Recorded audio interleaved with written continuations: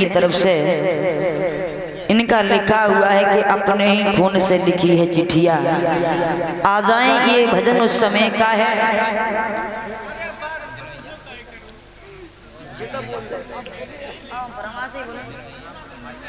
और ये भजन उस समय का है जिस समय एक बिटिया की माँ खत्म हो जाती है तो उसके पिता ने दूसरी साथी कर ली, उस बिटिया के हाथ पीले कर दिए। इसके बाद सौतेली मैया ने उस बेटी का कहीं हाल बता नहीं पूछा।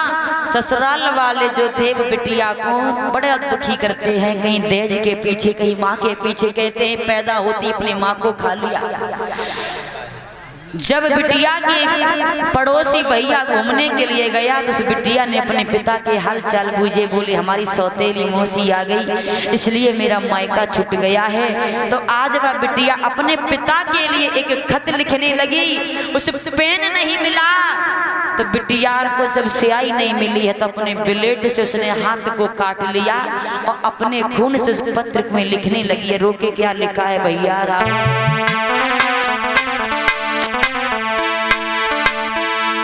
पापा अपने खून से लिखी है चिट्ठिया, ओ बबुला अपने खून से लिखी है चिट्ठिया, ओ पापा माए के कौन से तो माई चिट्ठिया, बबुला माए के कौन से तो माई चिट्ठिया।